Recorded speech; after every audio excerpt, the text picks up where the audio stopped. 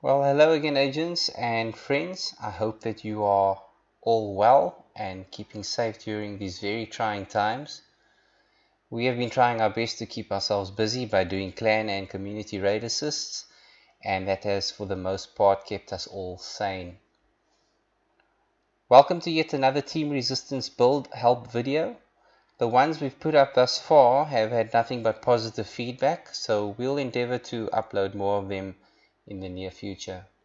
This one today is again raid related. Our previous upload showcasing the raid tank build gave you an idea of what one or two of the players in the team should run, that being an exo chest mainly with lots of armor, which allows the other players in the team room to go for what we are featuring in today's build, damage. With TU8 as it currently stands, with the loss of damage to elites, the only viable damage builds now are crit related, and we find that this build holds up pretty well in not only the level 40 raid setting, but in general PvE as the DPS players in the team.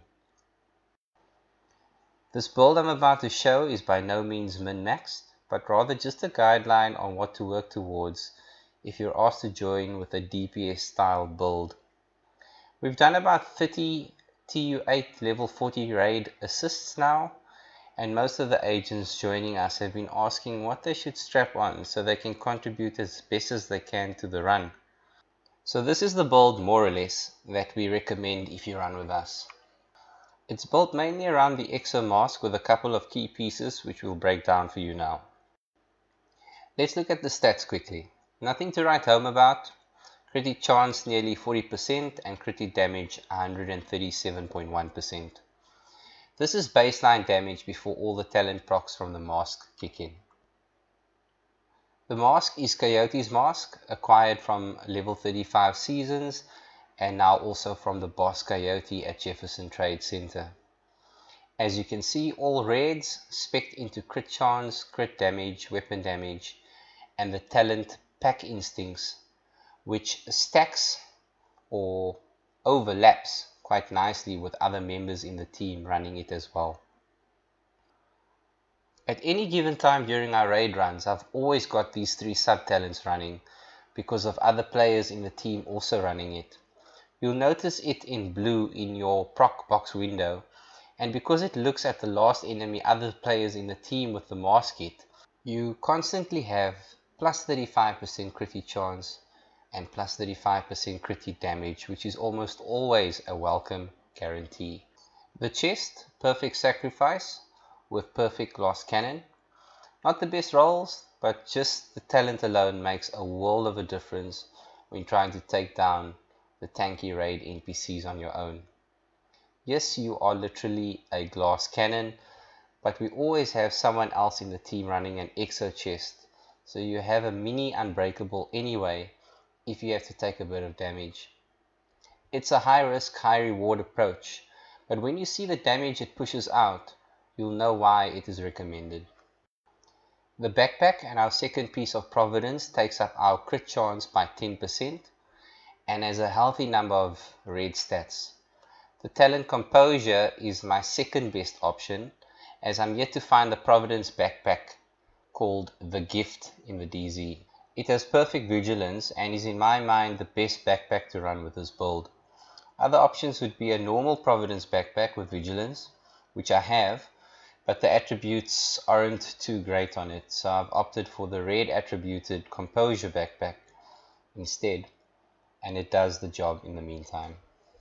A nearly guard roll Cheska holster with reds, crit chance, crit damage and weapon damage, and the extra crit chance that my build needs. The plan is to go 3-piece providence here, once my watch has a better crit chance on it, to benefit from the 3-piece 15% crit damage that providence offers. But for now this will do, as the rolls on here are pretty sweet. I'm sure most of you know about these next two pieces, as it's almost become the meta for DPS style builds, but for a very good reason, as it works well for the raid and PvE in general. It's the named Contractor's Gloves with a standard 11% damage to armor stat, and the Fox's Prayer knee pads with 15% damage to targets out of cover stat, which both help in clearing NPCs quickly. You'll notice the aim is to get as much raids on this build as possible. I still have lots of farming to do to improve on this, but like I mentioned, it holds up really well in the raid as it currently stands. The Bullet King is great for ads on this build and does a great job as well on Razorback weak points.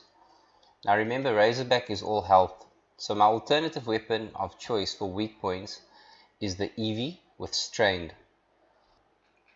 With all the exo masks in the team proccing with mine and Strained from the Eevee, I'm doing well over 210% critic damage when tackling Razorback's weak points or dropping NPCs in general. The specialization is of course situational and your choice depending on your weapons of choice, but the versatility of this build I must admit is pretty decent.